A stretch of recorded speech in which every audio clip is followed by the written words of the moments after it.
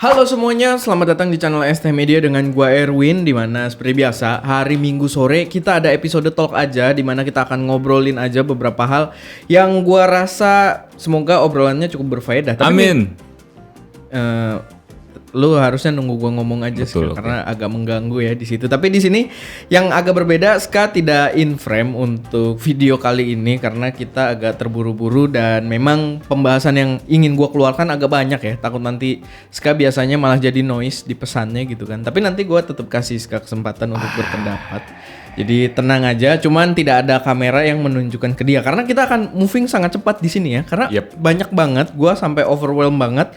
Minggu ini pembahasannya sangat menarik menurut gua dan ya udah materinya sebenarnya banyak banget yang harus gua jabarkan. Jadi kita langsung mulai aja gitu kan. Dan oh ya, karena banyak banget nih, gua takut ada yang miss, ada yang kurang. Gua kan ini pakai catatan doang juga, nggak pakai skrip gitu. Jadi kalau misalkan gua ada yang kurang, kalian punya pendapat atau kalian punya hal-hal yang udah kalian tahu tapi nggak gua angkat di sini, kalian bisa taruh semuanya di kolom komentar dan kita bisa diskusi juga soal apa yang kita bahas kali ini. Oke, gue belum buka pembahasannya, maksudnya gue belum kasih tahu. Kita di sini akan ngobrolin tentang Sony A7S Mark III, dimana itu adalah kamera yang udah ditungguin lama banget oleh para videografer terutama.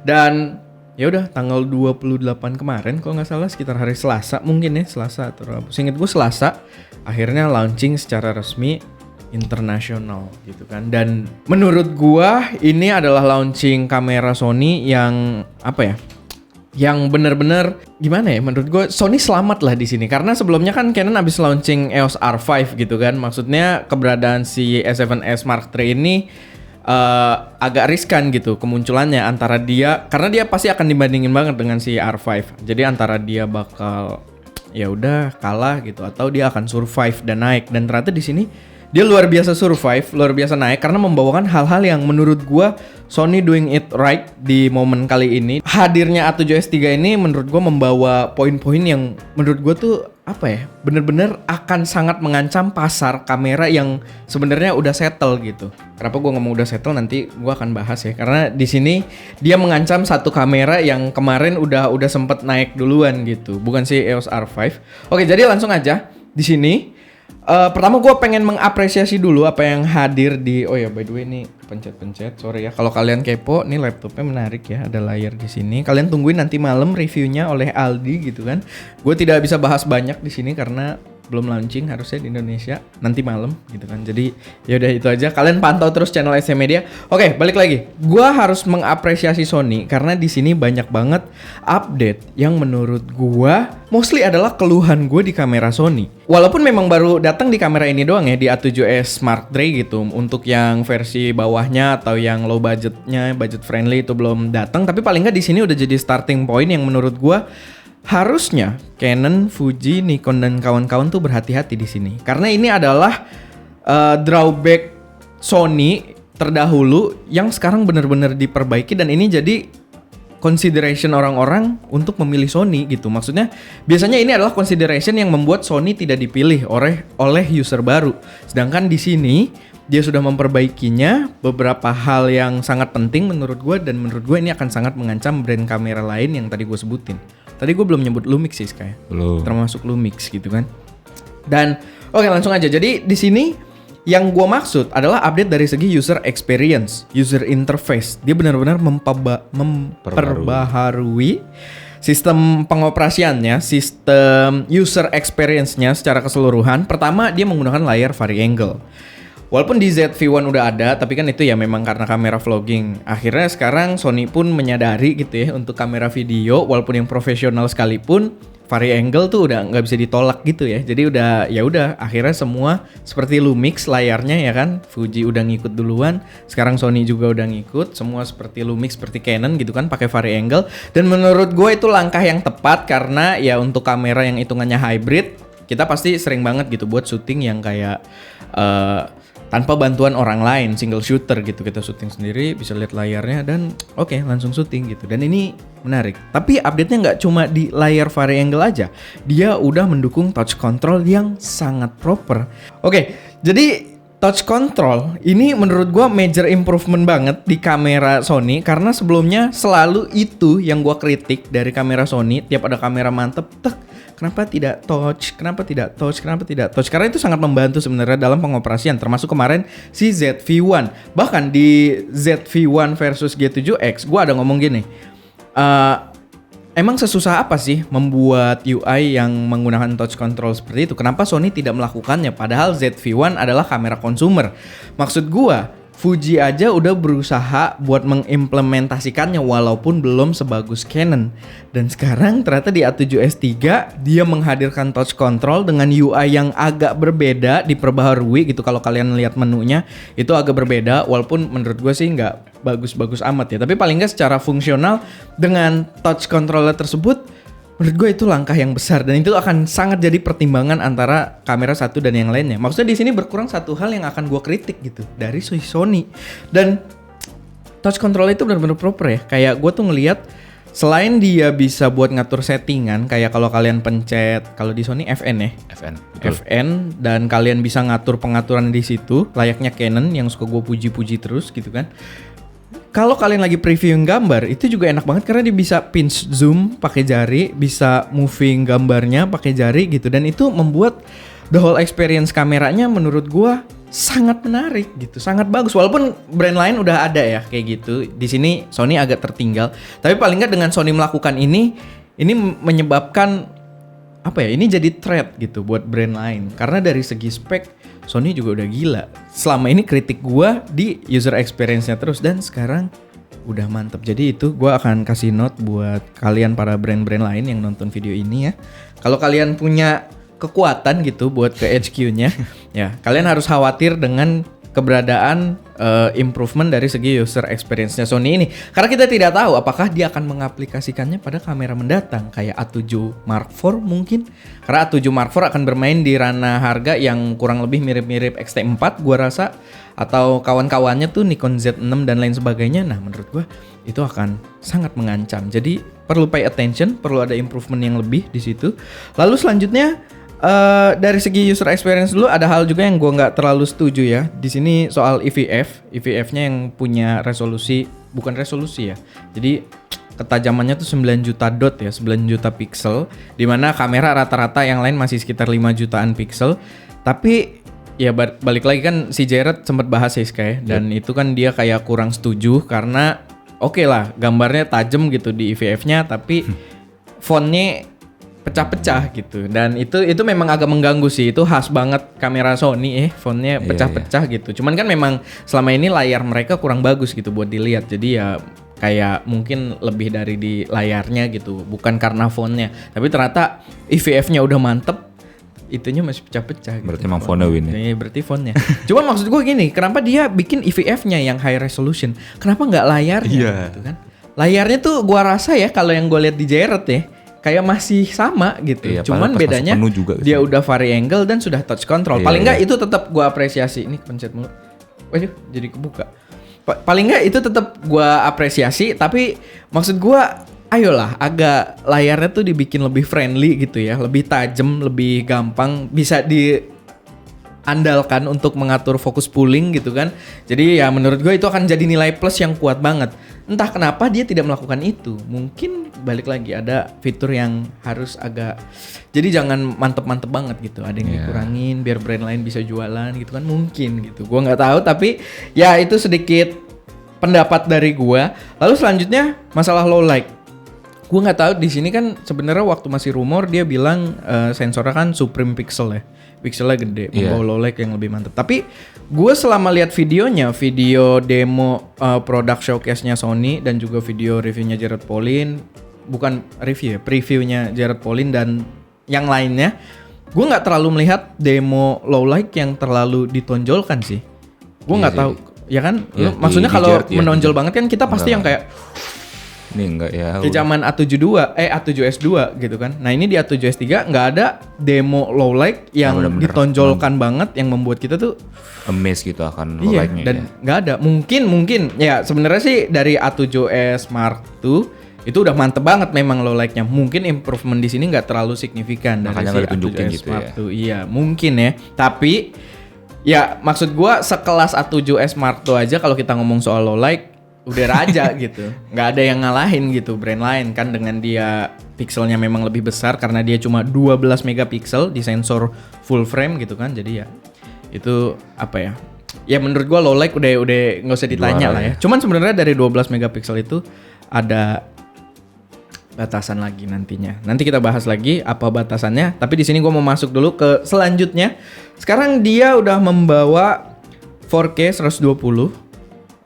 Jadi slow mo di resolusi 4K. Menurut gue itu berguna banget ya. Karena selama ini kita kalau mau pakai slow mo kan drop resolution dan dari segi kualitinya tuh kelihatan banget. Jadi dengan dia 4K 120 kayak si EOS R5, menurut gue itu udah oke banget. By the way di sini juga dia sering banget dibandingin sama EOS R5 ya. Mungkin karena hype-nya masih bareng banget nih, masih sama. Dan untungnya dia selamat gitu kan. EOS R5 yang sekarang dalam masalah menurut gue dengan munculnya si A7S3 ini. Jadi ya memang apa ya, pembahasan kita juga kurang lebih akan mengarah ke sana sih. Akan apa, gue kaitin dengan si EOS R5. Karena di sini memang secara spek udah gila banget. Si A7S3 memang concernnya tuh fully video banget sih. Cuman ya gue agak malesnya rata-rata mereka yang membahas kamera ini mereka membahas dengan si R5 ya, karena masih panas. Iya. Sebenarnya menurut gue lawan setaranya lagi ada gitu. Apa S1H. Lumix S1H itu menurut gue lawan yang akan mampus dibantai oleh si A7S Mark III ini. A7S Mark III. Oke, tapi nanti kita pelan-pelan ya. Gue sambil baca dulu poin-poinnya, gue kelarin, baru nanti kita bahas antar compare kamera, di mana kurangnya, di mana lebihnya. Gue lanjut lagi. Dia juga sekarang membawa format video 4K-nya tuh sampai 10-bit 422 dan juga 10-bit 420 internal. Jadi 10-bit 420 oke lah Fuji udah bisa di sini, tapi 10-bit 422 itu masih jarang, apalagi internal gitu kan. Kalau nggak salah sih Lumix bisa ya kayaknya S1H. Gua nggak. Lumix gua nggak tahu. Nggak catch up sih. Gua karena kita tidak pernah dapat akses juga untuk kamera itu. Pernah unboxing doang, belum review. Jadi ya gua nggak bisa confirm banget. Cuman yang jelas ini udah mantep untuk Sony karena dengan dia membawa 10-bit 422 itu S-Lock-nya lebih kepake. S-Lock mereka dulu kalau kalian nontonin Max Yuriev ya, dia suka bahas in-depth banget. Atau Gerald Andon gitu, mereka suka bahas in-depth banget dan batasan dari S-Lock-nya Sony tuh baik, ngasih ke kamera-kamera yang cukup low budget tuh format S-Lock gitu, gamma S-Lock, picture profile S-Lock. Padahal ya di 8-bit S-Lock tersebut ada issue gitu, ada bending dan lain sebagainya, maksudnya tidak maksimal. Dan dengan hadirnya 10-bit 422, 10-bit 420 internal, itu jadi lebih maksimal. Bahkan dengan S-Lock berapa ya? S-Lock 2 atau S-Lock 3? Kayaknya S-Lock 3 dia bisa mendapatkan dynamic range di atas 15 top. Itu gede banget untuk dynamic range ya. Jadi ya pokoknya gede banget. Jadi gue mau bandingin sama apa ya? Kayaknya si Fuji ini masih bermain di sekitar 13, 12, 13, 14 gitu. Dan di atas 15 tuh udah gede banget dan itu ditonjolin banget juga kemarin. Setelah itu oh ya dia juga sebenarnya bawa format baru ya. Cuma gue lupa tuh di Jared ada tulisannya kan format apa gitu pilihannya, XAVCS kan biasanya itu XAVC HD, XAVC dan ada lagi. Pokoknya nanti gue kasih scene-nya aja kalau gue inget ya. Tapi yang jelas formatnya jadi banyak. Dia juga jadi bisa ngerekam Al Intra ya kan? Al Intra dan IPB. Dia nyebutnya IPB atau Longgop.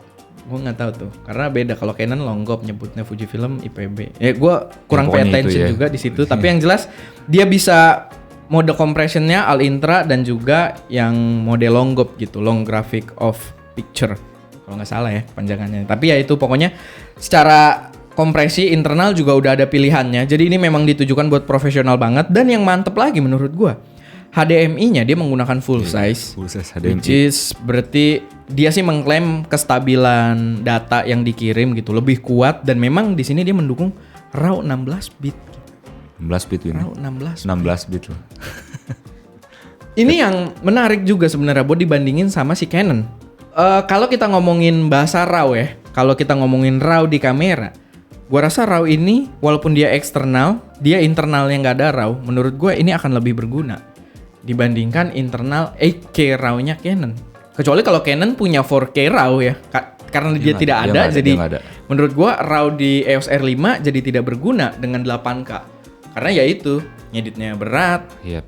di memorinya muat dikit doang gitu kan. Maksudnya terlalu parah lah, ekosistemnya nggak benar-benar mateng. Sedangkan di sini dia RAW-nya eksternal, HDMI, kita bisa pasangin Atomos dan kita Atomos. bisa keluarin file efektif RAW format kayak ProRes RAW.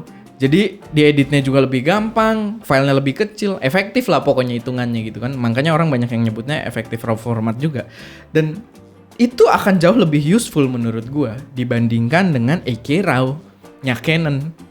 Bukan 8K RAW doang ya, 8K RAW-nya Canon. ya. Beda nih kalau kita ngomongin RAW gede kayak gue nggak tahu, Blackmagic kemarin juga heboh. Cuma kita tidak bahas itu di situ. Blackmagic tuh kemarin 12K ya. Cuma gue lupa RAW apa enggak. Tapi yang jelas kita bahas itu dan ya udah itu untuk HDMI-nya dia bisa RAW 16 bit. Di samping itu kalau keluar video biasa juga dia bisa sampai 10 bit 422. Standar lah ya biasa. Dan ya dengan apa ya? The whole feature yang dibawa Sony itu jadi menarik dan mengancam kamera-kamera lawannya. Sebenarnya gue susah nih ya buat struktural maksudnya pesan yang gue sampaikan biar agak struktural mudah dimengerti nih gue susah gitu. Jadi semoga kalian paham, kita sambil berjalan aja apa yang gue bahas di sini, semoga ya bisa jadi info tambahan. Tapi ya gue berharap semua info yang gue keluarin di sini kalian bisa mengerti gitu. Lalu kita langsung aja lanjut lagi. No record limit, ini juga yang dibandingin banget sama EOS R5 gitu kan. No record limit gitu di internal 10 bit 422 gitu kan. Bayangin aja tuh. Dan sebenarnya yang ngetes di luar ngerekam dua-duanya siang-siang tuh si Jared ya. Si Jared, iya. Ada ya itu ya. Dan Jared kan ngomong kalau nggak salah dia bilang bot kamera jadi panas gitu, dipegang panas. Cuman si Canon menghentikan perekamannya. Iya, Si Sony enggak. dia Keep bilang continue. kalau kata Jared tuh terkesan kayak oke, ini panas kameranya, cuman nggak dibilang overhead sehingga tidak nyetop perekamannya. Sebenarnya kan bisa dilihat dari beberapa sisi ya. Jadi antara maksa gitu ya, bisa dibilang Maksudnya maksa gitu. gimana tuh, Vin? Maksudnya ya udah ini bakal lo diemin aja sampai mampus gitu, sampai meleleh dalamnya gitu kan. Cuma menurut gua enggak sih. Menurut gua kamera tersebut panas karena dia memang nunjukin heat distribution dia dibagi ke ruang kameranya. Lo lihat nggak sih gambar yang dari heat sensornya? Bahkan dia pakai heat pipe ya, pakai heat pipe dan ya udah. Memang panasnya disebar. Memang begitu panas dia akan otomatis nyebar di kameranya. Jadi dia nggak konsentrasi di tengah dulu gitu. Iya. Jadi kalau sampingnya udah panas, oke, it's normal. Panas normal gitu. Karena memang suhu di tengah langsung dibagi. Dibagi-bagi ya, enggak. Walaupun belum begitu panas banget, enggak, dia langsung bagi gitu. Jadi menurut gua Ya, bagus lah. efektif gitu. Bagus. Jadi gimana ya membahasakannya ya. Dan satu lagi, Sony sejauh ini kamera-kamera yang kita pakai termasuk A6400, kamera-kamera terbarunya menurut gue memang memiliki heat management yang udah oke banget. Bahkan di kamera-kamera itu nggak pakai heat distribution macam-macam gitu. Iya, nggak ada passive cooling teknologi. Sedangkan di sini ada passive cooling teknologi dan menurut gue itu akan cukup. Karena di A6400 tanpa passive cooling pun kameranya kecil, ngerekam 4K unlimited gitu kan. Iya. Jadi oke lah menurut gue. Walaupun dia tanpa kipas kayak S1H kan pakai kipas. Walaupun di sini dia nggak pakai kipas, menurut gue cukup. Dan Sony memang, gue percayalah Sony bisa bikin kamera yang oke, panasnya ini masih tolerable gitu. Masih tolerable untuk keep recording. Gua rasa kalau memang akan panas banget, lu cobain taruh oven gitu, gua rasa sih akan nongol tetap warningnya ya. Tapi ya kita nggak tahu karena gue sih berharap bisa megang ya. Tapi nggak bakal gua oven, Sony, tenang aja. Cuman gue pengen megang gitu buat nyobain ya kan. Silahkan kalian buru-buruan ya. Canon, gue tahu orang Canon nonton ini. Dan juga Sony gitu. Duluan buat nyampe ke sini. Kalau nyampenya bareng, gue compare gitu kan. Seru tuh. Oke, jadi udah tadi no record limit. Sama yang mantep banget, dia bawa format kartu baru ya. Format memori baru. Dia bawa CF Express Type A. Tapi yang menarik, slotnya ini masuk ke SD card. Slotnya tuh sama antara SD card dan malah jadi kecilan CF Express Type A ini ya. Tapi bisa masuk dia di. Iya, dan gimana bayangin? Dan gue percayalah dengan Sony ya. Maksudnya kalau di Nikon kan dia pakai CF Express agak mahal waktu itu kan. Memang masih jarang. Cuman kan karena Canon juga udah banyak pakai CF Express, gue rasa ya harganya mulai terkendali gitu. Walaupun tetap mahal ya buat kita-kita. Gua rasa sih Sony karena si F-Express tahu gua memang yang mendevelop si Sony juga dari zaman waktu Nikon kan kita sempat bahas Oh, juga itu Sony ya, si F-Express Sony si ya. F-Express Sony juga Sony yang juga develop. ya, iya. Cuman kita waktu itu pernah komen gini, kenapa si Sony nggak mengaplikasikan kartu ini, padahal yang develop dia gitu loh. Cuman ternyata si Sony pakai, tapi bukan di jajaran mirrorless, di jajaran kamera-kamera video profesionalnya tuh. Gue lupa tuh apa sih namanya, FZ, FX ya atau semacamnya. Pokoknya oke, gue tidak paham di sana, tapi yang jelas setahu gue yang mendevelop memang Sony. Jadi gue percaya juga untuk Type A ini, walaupun dia pertama kali pakai, ya menurut gue dia akan pasti produksi gede dan harganya cukup terkendali lah. Walaupun tetap mahal. Kenapa? Karena yang pakai cuma A7S3, kamera mahal gitu. Jadi memang memorinya udah pasti mahal dan itu wajar. Oke, jadi sekarang itu kelebihan yang ada di catatan gue yakin banyak banget yang belum tercover. Silahkan kalian komen di bawah kalau misalkan ada yang kurang. Tapi di sini gue pengen bahas satu dulu untuk komparasi antara 3 kamera ini. Yang menarik tuh dari segi harga, Ska. Harga berapa sih? S1H, R5 dan A7S Mark III. Ternyata A7S Mark III paling murah. S1H 50-an ya, sekitar 50. Gue nggak tahu harga Indonesianya, tapi harga resmi dolarnya S1H 3997. Iya, sekitar. R5 3899, tipis tuh. Ya kan? A7S 3498.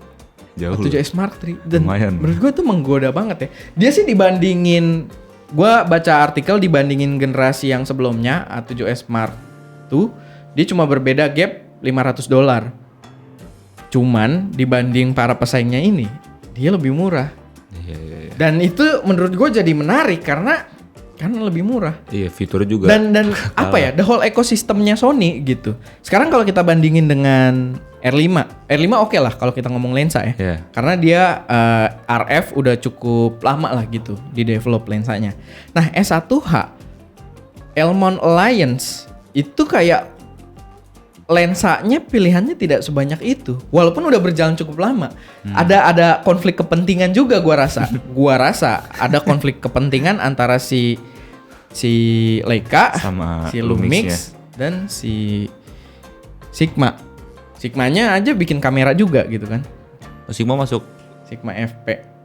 Itu bikin kamera juga ya Sigma. Bikin kamera ya? tapi kan beda kelas lah gitu. Iya. Dia yang kecil dan video centric banget.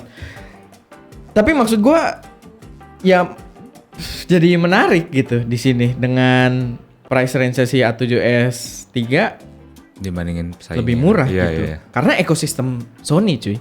Lensa lu udah banyak. Lensa G-Master udah banyak. Lensanya Sigma udah banyak. Iya. Lensanya Tamron udah banyak. Betul, gitu ya. kan. Lensa udah komplit nih. Lo juga nggak perlu lensa yang tajam-tajam banget sebenarnya. Karena dia kan 12 megapiksel Iya, penggunaan sensornya, video gitu kan. Nggak perlu yang kayak tajam mampus kayak si A7R Mark IV yang sampai berapa dia kemarin 62 megapiksel 62 ya atau 61 gitu. Pokoknya mantep. Tapi ya itu balik lagi, lu nggak butuh lensa yang sampai di zoom banget, dia tetap terjaga gitu chromatic aberration, yang nggak perlu yang sekelas itu. Ya kalau lu butuh ya silahkan gitu. Cuman maksud gue, menurut gue tidak sepenting itu untuk kamera yang tujuannya untuk video, dimana resolusinya adalah 4K. Nah ini yang menarik juga dengan dia sensor 12 megapiksel ini. Yang jadi batasan si Sony adalah dia nggak bisa lebih dari 4K. Ya, Kecuali RAW-nya ini kan dia 4,2K ya. RAW yang eksternalnya HDMI. Ya udah maksimalnya di situ. di 4K ya. Karena sensornya adalah sensor resolutionnya adalah efektif 4K sensor gitu. Nah, sedangkan si S1H bisa 6K, si R5 bisa 8K. Tapi nggak masalah sih menurut gue. Balik lagi, menurut gue 8K-nya Canon bukan consideration. Menurut gue itu gimmick dan gue yakin tidak akan dipakai. Justru yang jadi consideration menurut gue adalah antara si 4K-nya A7S Mark III ini dengan 6K-nya. Makanya si S1H ya. Menarik tuh. Kayak tapi gini, kalau gue nih, ini pendapat gue, silahkan kalian punya pendapat. Kok gue basah banget ya? Iya lo keringetan. Ini sih panas banget ya. Kagak, gue dingin. Oh, pembahasannya yang sangat panas. Mantap. Oke, jadi kalau lo tanya gue pilih mana, so far by the spec sheet. Gue tidak pernah cobain kamera ketiga ini secara in-depth. Gue pernah S1H unboxing doang. Tapi dari spec sheet di atas kertas, dari review-review orang luar, gue akan ambil A7S3. Karena kalau dibanding S1H, A7S3 punya autofocus yang udah nggak ada obat gak usah sih. lo tanya gitu. Autofocusnya Sony tuh deh Nggak ada obat. gak ada obat. Sama masih R5 sebenarnya. R5 punya autofocus oke lah gitu. Tapi balik lagi nih, R5 overhead. Iya. Si Sony Kagak. overhead. Nah, kritiknya Sony yang paling kuat biasanya adalah user experience yang menyebalkan. Itu udah Dan di sini sudah diperbaiki. Diperbaiki. Walaupun layarnya masih kecil ya. Masih terlihat. ya agak. Maksud gua kan Enak. video ya. Video kenapa yang dia naikin EVF gitu loh. Iya, kenapa nggak layar? Ini kan kamera video gitu. Video sentris.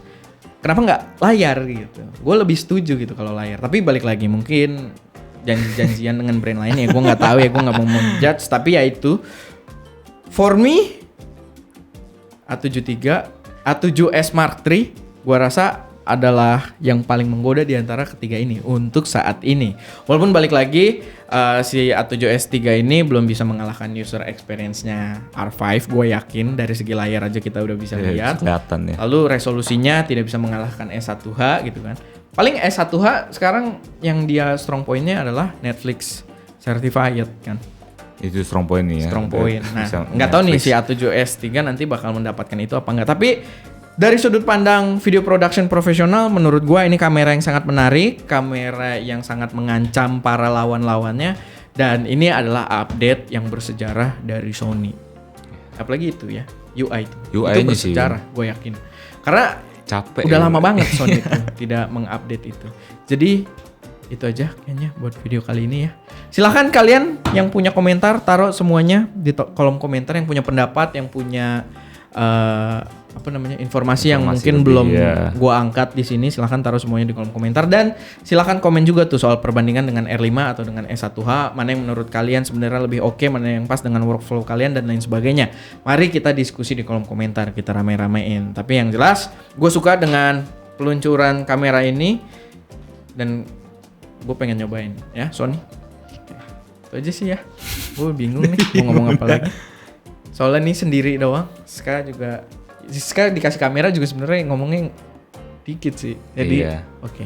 Jangan lupa like video ini kalau kalian suka. Gitu gak sih kita kalau di Kok gue jadi ngaco ya.